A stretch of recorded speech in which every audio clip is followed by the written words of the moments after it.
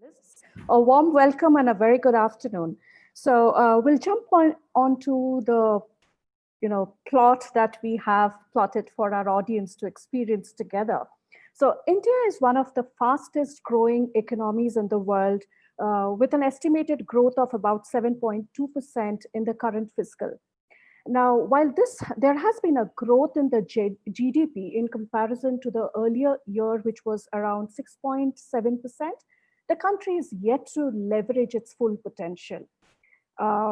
With only 24% of its 497 million women population in the workforce, participating workforce, as per Census 2011, the country is nowhere close to the 48% reported globally. Now, having said that, this contextualizes as to why we are talking about sensitizing and balance in empowerment. And empowerment here is a key word.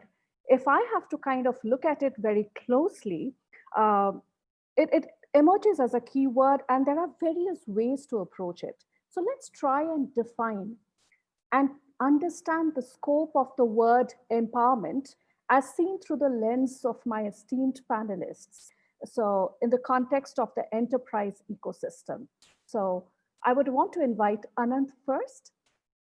Your thoughts. Thank you, Nandini. As you said, yes, empowerment is a very wide term, but in the context of corporate gender equity, I would say it has two levels of meaning for me.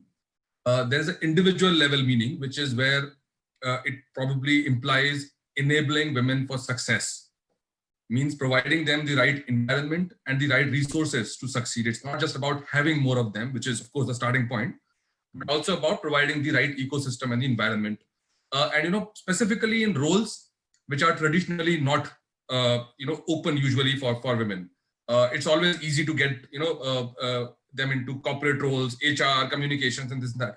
But what about sales? What about technology, right? So once you're able to drive a level playing field across your roles in the company, that is where you empowered them at the individual level. The second level of empowerment, I feel, is at the organizational level, which is how the agenda of diversity and inclusion is put on priority. Whether it is featuring on your front page of your strategy, or whether it is an afterthought, or whether it is something that is a good to do thing and therefore somewhere in the appendix, or whether it features along with your revenue, profit, and all the other primary goals, right? That is where I feel you've empowered the agenda in the organization as such. There's a two level of meaning. Inclusion and diversity at the individual level is about enabling, and empowerment at the corporate level is about prioritizing. Absolutely. And I pick on your word about empowerment being a wide one. And there is an individual aspect as well as an organizational aspect. And there requires to be a healthy marriage somewhere. So with that note, let me invite Poornima into the conversation. Hi, good afternoon, everyone. And thank you so much for inviting me to be part of this wonderful panel. So empowerment, if I have to look at it personally, right? To me, being empowered means feeling in control of the work that I do today in the work environment, and also knowing that I am trusted to make decision about, my responsibilities, right? If I have to really think about it from a personal angle, and if I have to really look at the organization level, I will go back to what Anant just called out. I think it is, so for example, have we today embedded D&I as a strategy into the business strategy and really driving it as a silo, or is it part of your business strategy in making sure that we are driving a diverse and inclusive culture in the organization? And that is number one. Number two, I'll give you an example, right? 2 years ago, and we are a manufacturing and sales setup, right? And there was this whole conversation about certain roles in the manufacturing, that's a factory outlet, to be done only by men, right? And it was quite evident and it was quite vocal, right? And the CEO who actually, came and took over 3 years ago, Christina, she said, okay, I am going to change this whole mindset, right? And what she did is, we said we will train women and we will leverage technology to hire women to do, let's say forklift operator role, which was eventually done by men, right? Male associates in the organization. So that was a big, I would say, transformational thought, as well as, transformational agenda that we did. And we created this whole thought of hiring more and more women into the factory. And one of our factory in Sanand did see 40% of representation, women representation there. And we did see a lot of women on the shop floor, and not necessarily sitting in the offices and sitting doing administrative work, but also, doing those work which were, meant to be done by men. I think this is the kind of empowerment that we're talking about, where we give opportunity for women to do more, right? By providing that ecosystem, by providing that support, right? And make sure that we as an organization always give them an opportunity to take risk and learn from that risk, even if they fail, allow them to grow into the organization. So that's what I feel. I'll come back to you on the stereotyping of gender roles, and you talked about mindset shift. So I'll park it for now, and I'll move to Aseem to invite your thoughts on the broader aspect of empowerment and the approaches to it. Yeah, thank you, Nandini, very much, and all the panelists. I am really privileged to be here in your company. You are all experienced champions, and I am but a humble student of sustainability and SDGs. But the organization that I represent, and we are United Nations Global Compact, and in India, we are the United Nations Global Compact Network India. So there are 193 such networks all over the world, and we work to drive the SDGs. And the fact that India is the laboratory for the rest of the world for SDGs, it is very, very critical that we pull our socks and make things happen, because this decade is called the decade of action, because we have only less than 10 years now, in fact.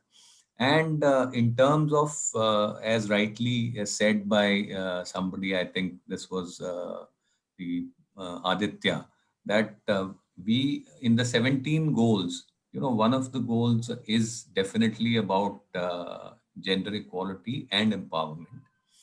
And then there are others which are interconnected. So while empowerment seems to be a very big word, but in my personal opinion, it is time to, forget this and move ahead, which many companies are doing. I'm very happy with the Coke example and also what Anant said.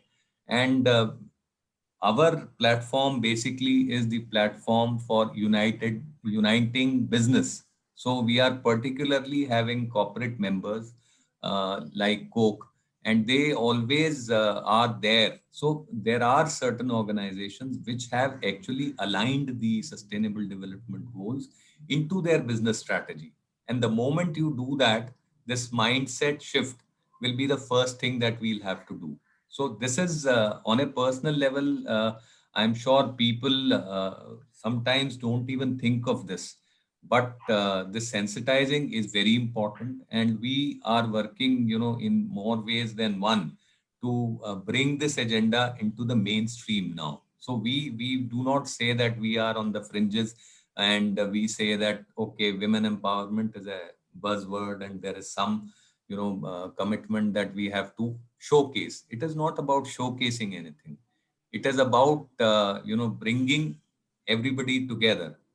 So there's a very good line which I would want to share with the audience and the panelists.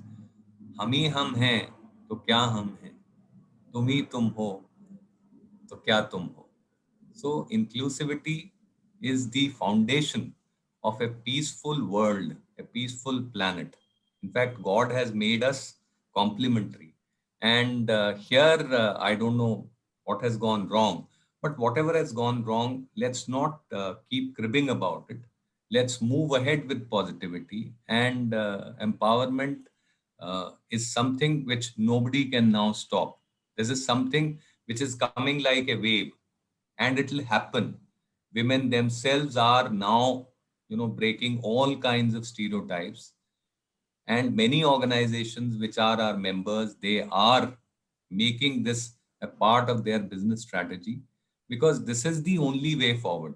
So it is a change which no one can stop.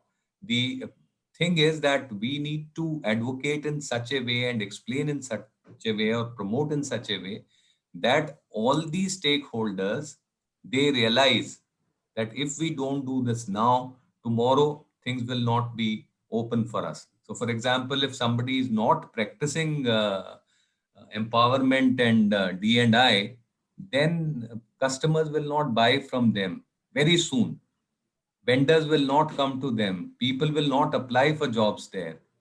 So we have to take it, take the bull by the horn and make sure that this movement grows bigger, louder. And as GCNI, we drive all the 17 development goals in India. And we take lot many initiatives in this area of gender equality and empowerment. And together with UN Women, we are taking a lot of initiatives, and I would welcome all of you to count on us to take this forward. Thank you. Definitely. So from your expression, I could pluck few emerging trends. So one was intersection, because nothing can be treated on silo. It has to be an integrated approach, an approach from an individual end, from an organizational end, to kind of build an ecosystem. At the same time, I heard you talk about mindset, culture, and I also heard you mention that inclusion is key to everything, and you got in the spiritual angle to it as well. So I guess it's getting quite warmed up as we discuss. So specific targets of SDG 5 for gender equality calls for action to ensure equal participation of women in all spheres of life, including economic participation. So how is the balance drawn? Interestingly, within the enterprise ecosystem, HR drives the agenda through D&I function. And we have a fair share of organizations who drive it through their CSR function as well. However, some of the organizations, we do see there is an integrated approach between D&I and the CSR function. And we speak of equal opportunity. We heard our panelists already bring that up. We heard about equality. And from my experience, I always say that equal employment opportunity and equality is used synonymously. However, we also say that creating a level playing field, are we missing something there? How do we create that level playing field if we are not paying heed to another approach, which is the equitable approach? So here, I'll bring you in, Poornima. You were leading an HR function to now wearing the hat of Chief Diversity and Inclusion Officer at Hindustan Coca-Cola. How do you position equity in the scheme of things? Would you want to kind of talk about some of the approaches that you've taken in building some policies or practices within the organization and beyond? Sure. I would say, it would take a lot of time for me to explain everything in detail, but I'll try and concise it just to be, mindful of the time. So if I had to really look back what I've done, I think my entire career being part of a HR, team, as well as if I look at what I'm doing today, both roles, you play a trusted advisor role. That is the key, right? And also you act as an influencer, right? When you're either you're a business partner to your business leader, or when you're driving, let's say, some of the D&I strategy as a D&I leader in the organization. However, as a chief D&I officer, I'm much more intentional about diversity and inclusion, and I would say intentional in the space of being proactive, right, in driving D&I strategy. Because for me as an HR partner, it was more of execution focused rather than the strategy focused. While both look at the outcome, which is a culture piece, right? But this role actually gives me an opportunity to cover as many as my blind spots, right? Because I anytime I talk to let's say a person with disability or a person with, in the space of LGBT, or even working mother, every time I kind of unravel, yes, there is some hidden blind spot, that we all deal with. And that is something which is an ongoing thing that is happening with me as a D&I leader. And also, that I'm doing all this and ensuring that I'm creating a diverse workforce and equitable employee experience. Now, DNIs is less about program, right? And it's more about helping people become more and more comfortable to have a dialogue about their own experiences. And the important part that you talked about from an equity standpoint, I think, trust me, many times whenever we talk about DNI, we always talk about equality, right? And there is very little time that we actually talk about equity, right? For me, I think now more than ever, gender equity is really, really important. I'll tell you why. Because the word equity is actually defined as, a quality of being fair and impartial, right? And the equality is the state in which, there is access to rights as well as, let's say, opportunities, which is irrespective of gender, right? Whether, male or female or whatever, that's equality. Whether, you are in a team of, let's say, 2 women and 8 men, then the equality will certainly come in, right? But the equity is something, the fairness, right? And being impartial, which really talks about. And the two terms sounds extremely similar, but I would say it is gender equity which sets the stage for gender equality, right? And that is something that each and every one of us need to understand, really think through, how this plays out in the organization. And when we are looking at the DNI strategy, first is, do we have the management team buy-in in terms of what you're driving across as a strategy? Do we have the top-down approach? Do we have the leader in the organization who believes, not just to, drive it as a check in the box, but really believes that this is the need of the hour and we do it? And the second part, which I have done intentionally and we as a team have done intentionally in Coke, is ensuring health and safety and well-being of women and male workers are taken care. For example, we said we will do a maternity support program, right? And then I kind of paused and said, why is maternity support program made available only for women? Why not we make it for men as well, right? And they can leverage that for their spouses, whether they're at home or work. So how can you create that, program for everybody in the organization? So when you look at health, safety, and well-being, look at both, not just focus on women, but because that is the language that you're driving across, right? And specifically for women, there are a lot of, developmental opportunity training that you should really see, whether it is promotion, whether it is, helping women look at a career opportunity, a job opportunity. So what is it that you're doing intentionally to ensure you have seamless movement of women from one role to another as they go up the career ladder?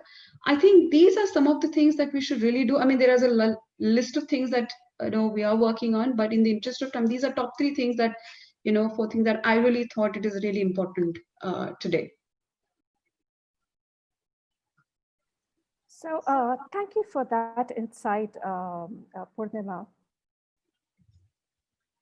Am I audible? 40%. Okay. So,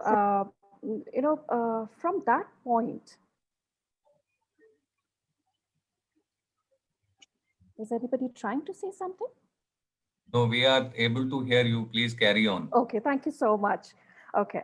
So a closer look reveals that most barriers to women empowerment rises from inadequate skill sets.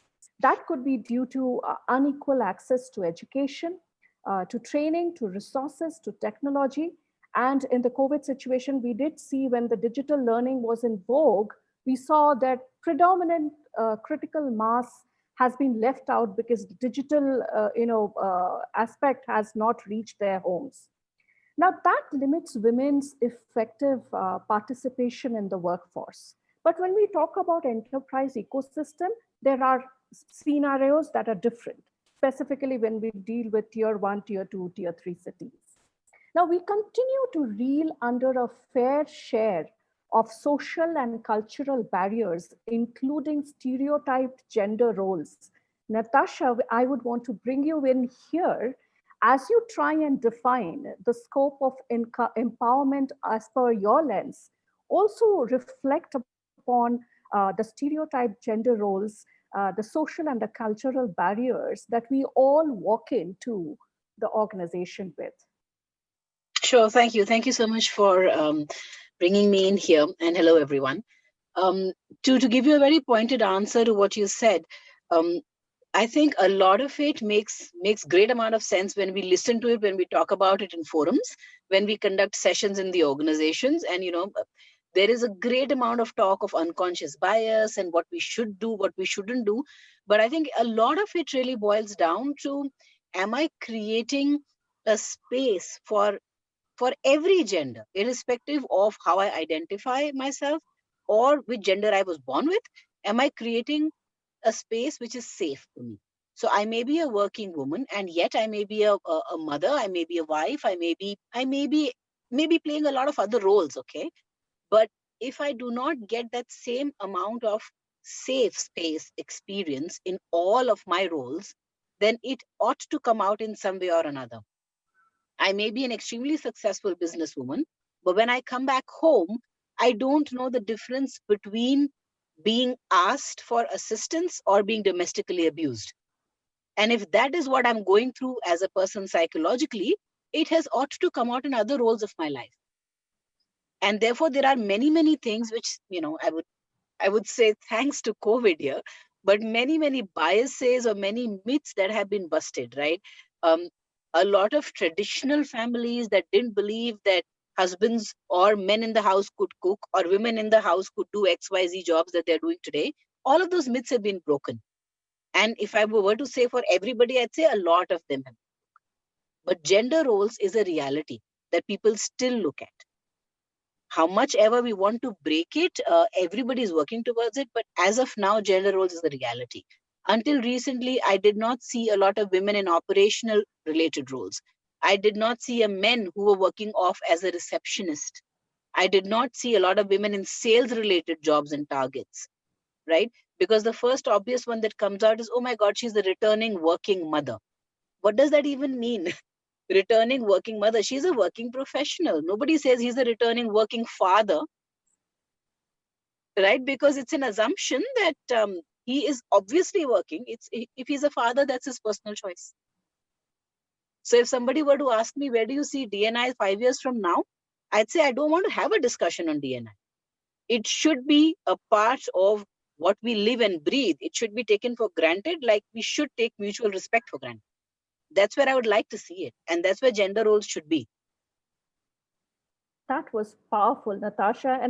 And it also points to the fact that language and words play a lot in terms of how we are seeing gender roles and the stereotypes that are attached to it. That was brilliant. And I guess we can keep on talking on this point for a good amount of time. So I'll quickly jump on to the aspect that we are all in, that is the reality here in 2020, where business leaders across industries have faced challenging economic environment. Now, acceleration of strategy to increased focus of resilience and operational risk and the deglobalization aspect are emerging trends of today. Yes. As we grapple with many such things, we are also seeing that the future of work has dawned at an accelerated pace. So is the heavy digital disruption, and automation is definitely on the cards. We are also saying that we would see less of new job creations. At the same time, we would also see hybrid model of working.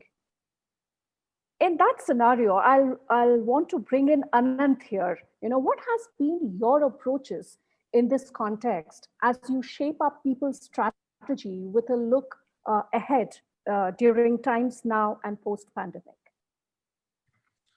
So I think that there is, a consensus almost that this is an important agenda that we drive, right? I would say when we take an approach to this in very practical terms, the first thing is really to clarify the why. Of course, it's a good to do thing. It's something that we should do as part of our values. But for example, we are a medical device, medical technology company, right? And we say that half of our patients are women. Half of our customers are women. The nurses that we serve, the doctors that we serve, they are women, right? So somewhere we need to reflect the reality of our customers and the system and the environment we work in into our company as well, right? So that's the why that we need to clarify first. And second, from there goes the setting of a goal. And this is where I feel a little bit of discomfort creeping in. When you say, I want to have a goal on inclusion and diversity, and people say, okay, let's try to do something and we'll achieve something. And then I go back to saying anything that you feel is important in your company, you have a goal. And with goal, I don't mean a specific number target only. There could be different kinds of measurable goal, right? So the first step really to consolidate your commitment is to have a goal as a company on what you want to achieve and a measurable goal and keep the leadership team accountable for that goal. Once you have that goal, then you come to the strategy. And the strategy cannot be only around, as Poornima was saying, or Natasha was saying, about programs or events, right? It cannot be just about celebrating a Women's Day or cutting a cake, right? I mean, of course, those things are important because they're symbolic, but that cannot drive the goal that you want to achieve, right? You need to have a hardcore strategy behind it like you have for any other business priority. You need to have a strategy for recruiting. You need to have a strategy for development, your high potential program, your retention programs, your environment and policy programs, all that has to come together end to end to be able to drive that. Sometimes I feel people really focus on events and training sessions, and that's only one part of achieving this strategy, right? So that is the third pillar to it. So the why, the goal, the strategy, and then of course the follow through, right? And the follow through comes from buy-in, commitment, and actually tracking the agenda towards execution, right? So there are these four aspects that I think all of us should have in our company if we're really serious about driving inclusion as an approach. Absolutely. And it's kind of, reverberating every time as we hear each of the panelists talk about it. So in midst of pandemic proofing our operations, redefining our partnerships, maximizing value for virtual networking environments, it's all actually pivoting around the word sustainability. And GC&I, as I have read, is one of the top 10 networks out of the 193 networks that are there. Correct me if I'm wrong, Aseem. Absolutely correct. And very soon we'll be number one. That's our promise to you. That's a pre-celebratory day today, I guess. So India as a signatory of the 2030 goals of sustainable development, we have a long way to go. And UN Global Compact Network India has many partnerships, as we heard from you already, industry partnerships, government bodies, NGOs, and you kind of influence a lot of policies and practices, which governs the entire ecosystem. And not to miss, you also have a very strong partnership with Niti Aayog. Yes. So India being home to 6th of all humanity, holds the key to success of the 2030 agenda. Now, there is a paradigm shift to whole of society approach with Government of India, and the enterprise ecosystem is part of that. So we all are part of it. So we need to play roles and think of equity as a way to paving a path of inclusive ecosystem, because make it more simpler for understanding. Equity is nothing but to realize, appreciate, and embrace the fact that each one of us did not have the same start. Our start in life, our journeys and phases and trajectories of life have been at a different pace, which is unique to us. So in that scheme of things, I would want to invite your thoughts, Aseem, on assessing the landscape of women empowerment initiatives in India now and post-pandemic. What are those one or two emerging thoughts that you would want to plant in the mind of industry leaders to look ahead as they create the people's strategy? Thank you. I think you have hit the nail. Absolutely. So before I get into the specifics, and I will be brief there, let me share with you that even I have a question for all our colleagues here, and because all of you come from corporate backgrounds. And Anant, I will request you to smile because uh, grim faces, they give me some attention. These days, smiling and laughing is the only medicine that is best for all of us. So coming back to the point is that, while most of the big companies, big corporates, they have embraced this. And as Poornima, Natasha, and Anant, everybody shared, doing a lot of work. And I'm sure you yourself in your organization do a lot of work. And there is a buy-in, there is a concept of a goal, there is a concept of alignment, there is a understanding of equity. My question is on, the entire value chain or the supply chain. So while I may, do something in my house and also in my office, but am I really looking at it from an end-to-end situation? So I am absolutely, sorry to say that the concept of modern day slavery still exists, and we all know it. And the, what people normally called bottom of the pyramid, I call it the base of the pyramid. This is my own, uh, Definition. definition. So nobody is bothered about the base. So when we say we have to sensitize, when we say we have to, synergize, we have to actually also look, inside, around, and beyond, which is the real thing. So if I am doing very good in terms of empowerment and equity within my organization, within my family, within my community, but still the raw material that I'm getting from somebody where there is torture, there is violence, there is, things which the basic human rights are not given to people. So are we there yet? Answer is no. So while we sit and talk, we have to take note of the fact that the government also is now supporting the entire SDG agenda. And therefore, a lot of initiatives have been taken, and at the global level, we are being represented. We also shared our progress report, which also showed some very good signs. But the fact remains that all of us know and agree on this, that there is a lot more that needs to be done. Now, who will drive that change? So we as a platform can urge people to do this. We can partner with people to do this, but it is ultimately on the corporates. It is ultimately on the organizations, because they have the know-how, they have the understanding, and they, as Poornima said, is, the role of an influencer. So are we doing some mentoring? Are we looking at our vendors? Are we going to our employees' homes to make sure that they understand sustainability? Because if I keep on saying sustainability, nothing will happen. Now, COVID actually has shown us some of these situations, because as Natasha rightly said, that, a lot of things have changed for people.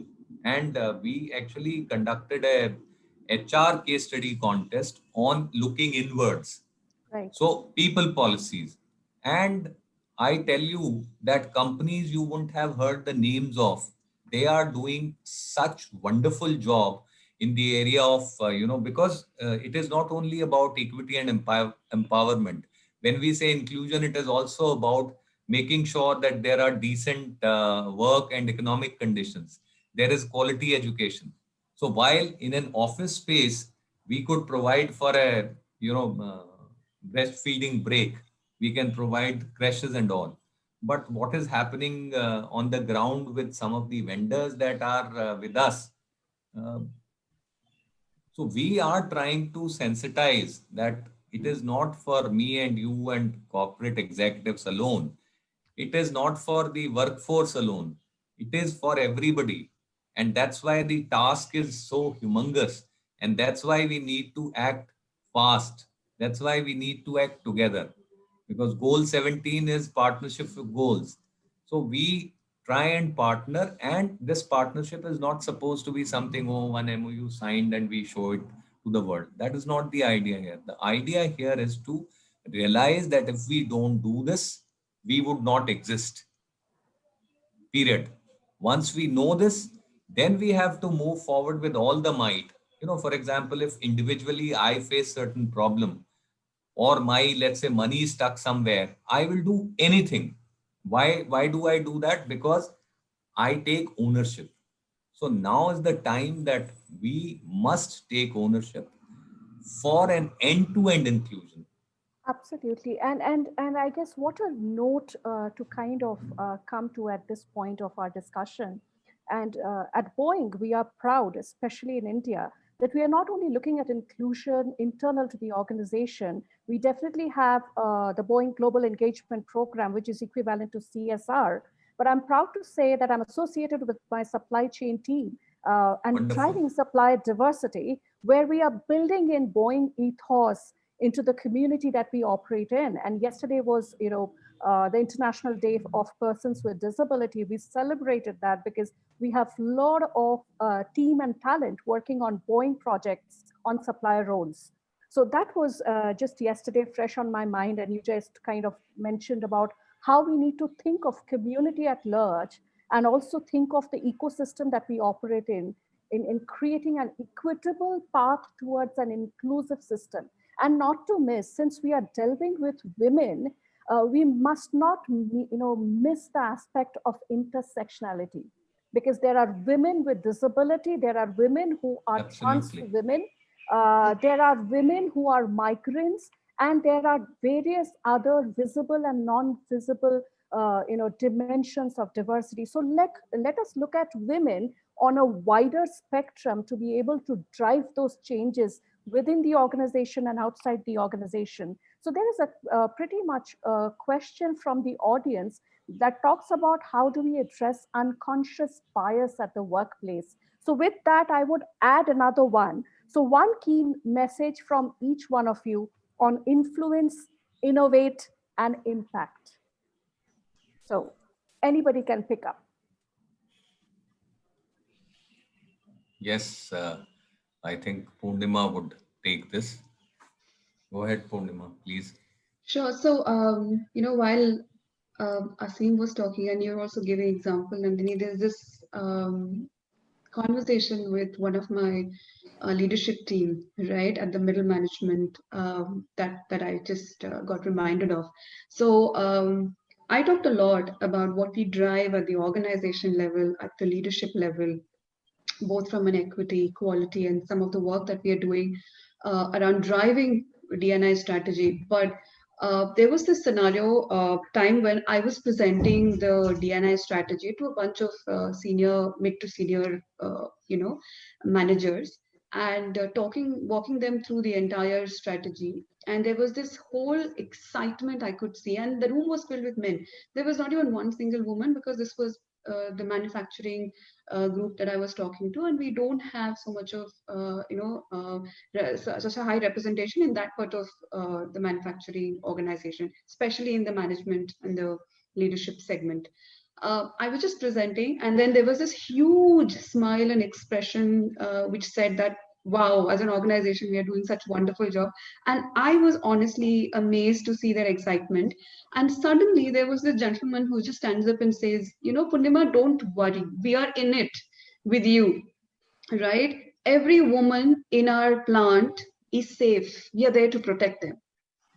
My excitement just fell flat, because that is what they think and feel when you talk about level playing field, because they feel that women needs to be protected. So the question that I asked to them is, have you really thought through about treating them equal? Have they come to you asking that they need protection? How about, changing the lenses and then treating them equal, on par with you, and then giving them the work that they deserve?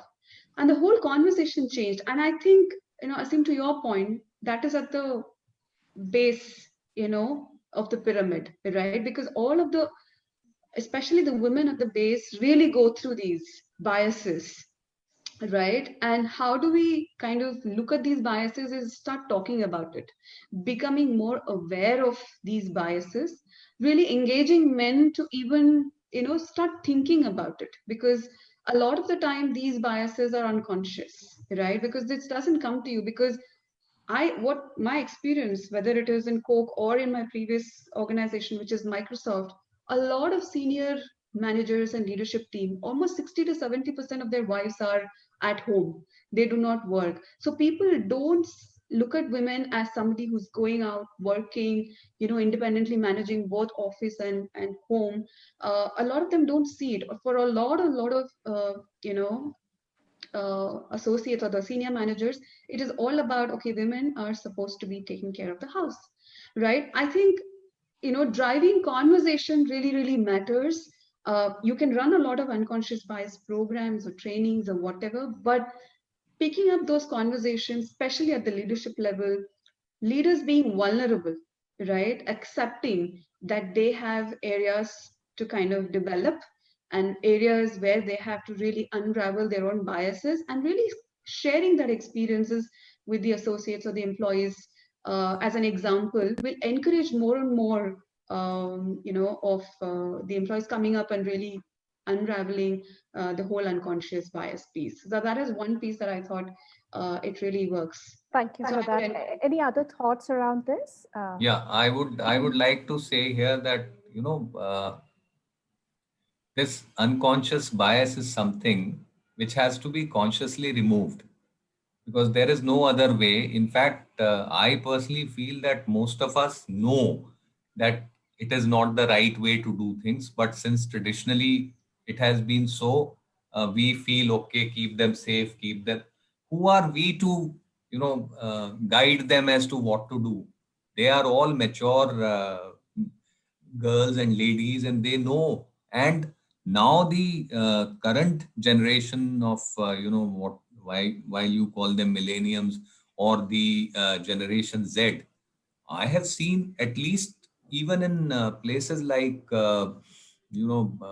Andaman and Nicobar and places like Arunachal Pradesh, we have to take lessons from them. So I have seen with my own eyes, I have experienced that a girl is breaking stones for the road on the roadside in Arunachal, and she is not alone. There are a lot of boys and girls who are doing this, and they are beautifully dressed, and the moment it is 5 and their work is over, they just change, and in the evening you will find them in the most fashionable ways in the bar or wherever they want to be.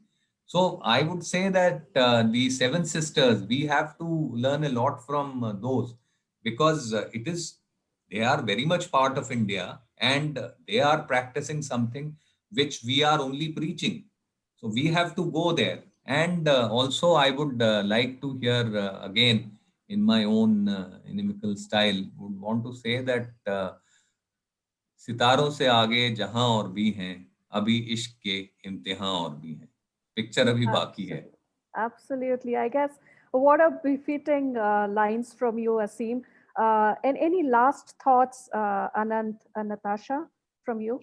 Sure, Nandini. In fact, I may be putting a spanner in the wheel when I say that, but I usually am very upfront about what I feel because of the experience I've had. I think scientifically, if we read and educate ourselves more, the challenges we are talking about and some very realistic situations that Poornima also mentioned, right, can be taken care of. And when I say can be taken care of, I mean we cannot remove unconscious bias. It is impossible, because scientifically, till the time you are a human being, you will be biased. What are biases? Biases are built by the experiences we carry. Biases are built by the situations we have been in. They could be pleasant or not pleasant, and none of that makes it right or wrong. If one of us was lucky to have a wonderful childhood where I was fed on time, where I was sent to school, I'm wonderfully lucky. If I wasn't, that doesn't make it wrong. It tells me that, like you said, my starting line was different, Nandini, right? So unconscious bias can never be removed from anybody's system. And also I agree with Aseem on that one, where he said that we need to stop talking about it. We need to start walking the talk. So you know what your unconscious bias is. What you now need to do is learn how to, one, be aware of it. Second, how to mitigate that, right? It's like the financial industry. You know what are the risks, but you still invest. So you need to understand where I need to put in my money, where I need to put in my effort, and how do I need to make the benefit out of that. And secondly, I think it's got nothing to do with which gender I come from, whether I need protection or I don't. There are many men who need protection. There are many women who are very aggressive. And therefore, these terms that we use are gender agnostic. Aggressive does not mean a man, sensitive does not mean a woman. And therefore, the gender roles, therefore, the job descriptions that we define, till the time my KRA is being met with my performance, whether I'm able-bodied or I'm not, whether I'm a woman or I identify as a gay or a lesbian, or whether I'm whoever, it's got nothing to do with the organization. You hired me for a job, I'm doing that job, period. That's my prerogative, what I identify as, and that's my prerogative, what I need to put in my systems or your employee database, and that too only if I need benefits of the laws that are gender laws. If I don't want to tell you I'm a person with disability and I don't want to take the benefit from taxation, I have complete right to not tell you that. And Absolutely. that's where we need to be. Anant? Yeah. So I'll say, I mean, the first thing that I've learned over time is to not get surprised or disappointed by unconscious biases. You know, people have, as Natasha was saying, they have biases, and bias is also a different way of saying a judgment, right? And it's a function of how we grow up and what experiences we've had. So don't get surprised. And the second thing I'll say very quickly is do not fight a bias with a reverse bias, right? So just because you notice somebody has a feeling that, okay, women cannot do this, don't counter it with, okay, all men are like this, right? So I think it's important to take a neutral tone, because sometimes we fight a controversy with a controversy. That's not good, right? So take a neutral tone, try to understand where the person is coming from, and try to drive that change in a more collaborative manner, rather than really creating a fight in the system, which actually makes people solidify their own biases, if nothing else, you know. So take a neutral view and don't get surprised, disappointed, understand, empathize with the person, and try to drive the change in a more collaborative manner. Well, I mean, it's all said here. We started with sensitizing and balance and empowerment, but we've all boiled down to intentionality, integration and intersectionality, and definitely unconscious bias. And the scientific approach to it, because our brain is not wired to be inclusive. We have our own preferences, and at a given point in time, there are 11 million stimulus that are coming to us, and our brain picks only 40. Think of what is left behind. And out of that 40, the brain always looks for a safe zone. Hence, picks and chooses what is in alignment to my preference and like. And that's where bias creeps in. So let us agree that we will accept that we all have biases. And we need to be intentional about fighting those biases in the best possible manner, in a scientific approach, telling people why we need to do certain things. Because without that approach, we will fall short of our sustainable development goals. With that note, I guess it was such an enriching conversation. Thank you for bringing in so much of knowledge, experience, and expertise to this forum. I'm sure the audience would have been delighted, but we don't want to stand in between the audience and their lunch. And with that, we would want to bid you goodbye and a happy weekend ahead. Thank you, panelists.